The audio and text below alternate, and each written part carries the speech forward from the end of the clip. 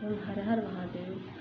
गुरुवार के दिन हम करेंगे उपाय, बेलपत्री और लाल चंदन से करेंगे उपाय, सभी मनोकामनाएं पूर्ण हो जाएंगी। ओम नमः शिवाय। हर हर महादेव। आप सभी को गुरु जी द्वारा, पंडित प्रदीप मिश्रा द्वारा बताए गए करें। अगर कोई संकट भारी और निकट, जैसे किसी नारी का गर्भ नहीं थे रहा, 15 साल हो गए, 20 साल हो गए, 25 साल, जैसे इसमें लिखा एक माता ने कि 18 साल की बेटी हो गई थी पर संतान में पुत्र नहीं, तो उसने बाबू से कथा सुनी।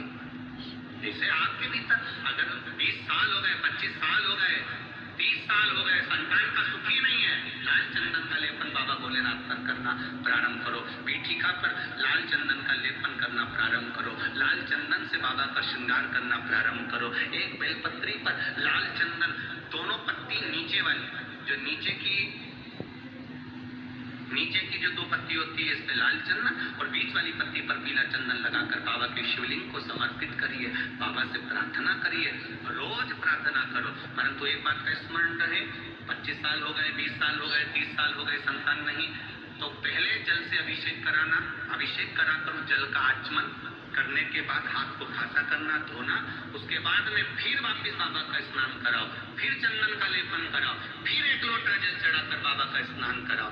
बाबा का बड़ा सुंदर भाव से लाल चंदन से जो अभिषेक करता है, बाबा को लेपन कर फिर जल चढ़ समर्पित करता है, निश्चित है उसकी गोदी मेरा देवाधिदेव महादेव जरूर भरता है, ये निश्चित है। हम तो बेटियों से वेट करते हैं, जिसका विवाह नहीं हो रहा, 25 साल, 30 साल, 27 साल, 28 साल, 32 साल, 40 साल हो गए और नहीं हो रहा बेटा बेटी का विवाह, उसे लाल चंदन का प्रयोग अशोक सुंदरी वाली जगह पर 7 बिंदी लाल चंदन की लगाकर 7 बेलपत्र 7 बिंदी पर रखिए और महाराज अपनी कामना कर भगवान से आइए, बाबा देगा, करेगा। 3-4 महीने में विवाह पक्का करेगा। ये लाल चंदन की महत्वता है। शुद्ध रोग बढ़ गया, बेलपत्री के वृक्ष के नीचे दीप लगाना प्रारंभ करो। बाबा से विनती कर घी का दिया लगाइए बेलपत्र वृक्ष के नीचे, बाबा से निवेदन कर, रोग निवारण सभी संकट दूर हो जाएंगे। इस उपाय को करने से आपकी सभी मनोकामना। श्री शिवाय नमस्तुभयम। हर हर महादेव। आज हम इस वीडियो में आपको मनोकामना पूर्ति के लिए माता अशोक सुंदरी के इस उपाय के बारे में बताएंगे, जिसमें आपको 7 बार जल समर्पित करना है।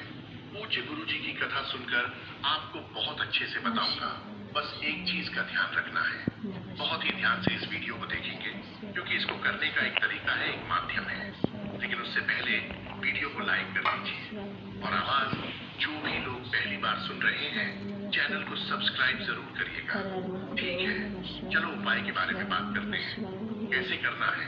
इस उपाय में सबसे पहले आपको बता दूं कि जब भी आप किसी भी विषम परिस्थिति में हो, जब भी आपको लगे कि मेरा मनोकामना पूर्ति नहीं हो रही है, तब आप इस उपाय को कर सकते हैं। ठीक है, क्या करना होगा, इस तरीके से आपको तांबे का लोटा लेना है और इसमें आपको अपने घर से जल को भर करके ले जाना है।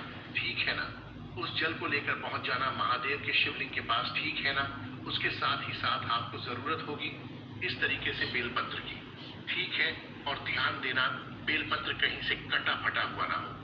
अब उस एक बेलपत्र को आपको माता अशोक सुंदरी की जगह पे समर्पित करना होगा। ठीक है, कैसे समर्पित करना है, आपका जो बेलपत्र है उसका डंडी का भाग होगा वो बाहर की तरफ होना चाहिए।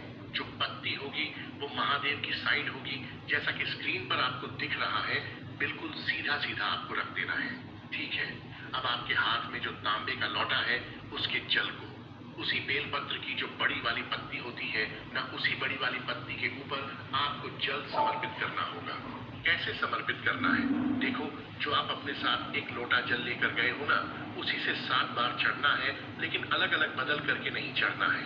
आपको उसी जल में से 7 बार, जैसे एक बार गिराया थोड़ा सा श्री शिवाय नमस्तुभ्याम, थोड़ा सा गिराया श्री शिवाय नमस्तुभ्याम, थोड़ा सा फिर गिराया श्री शिवाय नमस्तुभ्याम। इसी तरीके से 7 बार उस बड़ी वाली बेलपत्र के ऊपर समर्पित करना होगा। ठीक है, अभी उस जल को पूरा समर्पित मत करना। 7 बार समर्पित करने के बाद थोड़ा सा जल उस कलश में बचा लेना और उसी थोड़े से जल को बचा करके 3 बार आपको महादेव के शिवलिंग के ऊपर समर्पित करना होगा। जैसे 7 बार आपने श्री शिवाय नमस्तुभ्याम, श्री शिवाय नमस्तुभ्याम, श्री शिवाय नमस्तुभ्याम बोला, तो इसी तरीके से 7 बार जल समर्पित किया।